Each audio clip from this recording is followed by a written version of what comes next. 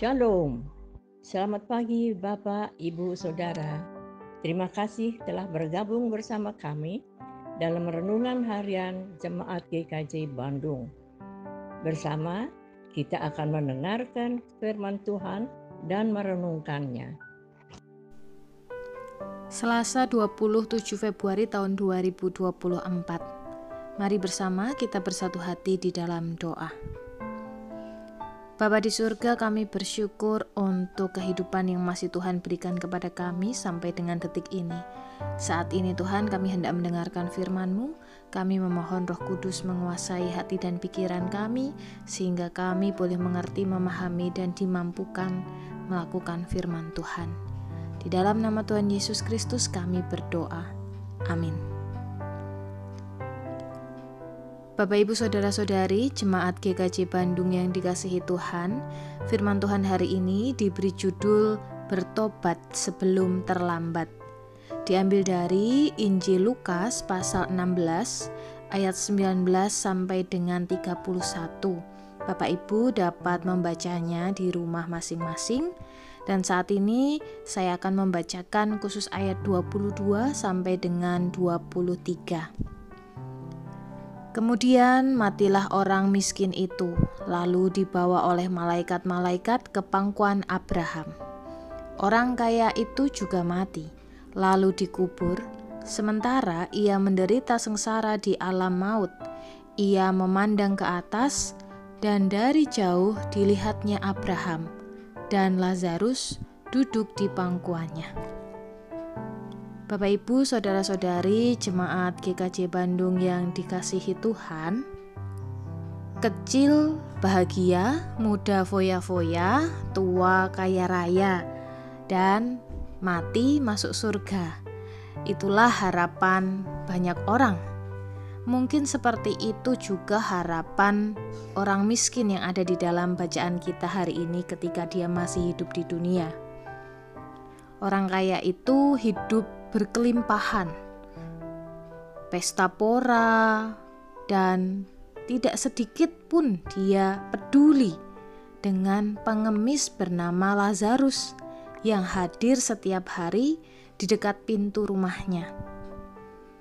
Pengemis yang begitu tidak punya apa-apa, bahkan untuk makan saja dia harus menantikan remah-remah, sisa-sisa makanan dari meja orang kaya itu. Bahkan pengemis itu dinajiskan oleh anjing-anjing yang menjilati boroknya. Yang lebih mengerikan lagi, sebenarnya orang kaya itu mengenal Lazarus. Berarti ketidakpedulian orang kaya itu bukan karena dia tidak pernah melihat atau tidak pernah bertemu dengan Lazarus, tetapi karena dia memilih untuk tidak mempedulikannya. Namun situasi itu berbalik 180 derajat ketika keduanya meninggal dunia. Lazarus mati dan diangkat malaikat untuk menikmati apa yang tidak pernah dinikmatinya sebelumnya di dunia, yaitu kasih, perhatian, kepedulian. Sementara orang kaya tadi mati di dalam keadaan menderita yang luar biasa. Dia merasakan bagaimana penderitaan yang dialami Lazarus dulu, bahkan mungkin lebih daripada yang dirasakan Lazarus. Orang kaya itu terlambat bertobat, sehingga ia merasakan betapa sengsaranya tidak dipedulikan Allah. Bukan untuk sementara, tetapi untuk selamanya. Tuhan Yesus tidak mengajarkan supaya kita menghindari kekayaan, tetapi bagaimana seharusnya sikap kita terhadap kekayaan itulah yang penting. Jangan gunakan kekayaan hanya untuk diri kita sendiri, tetapi gunakan juga untuk orang lain. Ingat, semua berkat kekayaan dan berkat yang lain yang kita miliki adalah pemberian Tuhan, dan Tuhan memberkati kita supaya kita juga menjadi saluran berkat untuk sesama.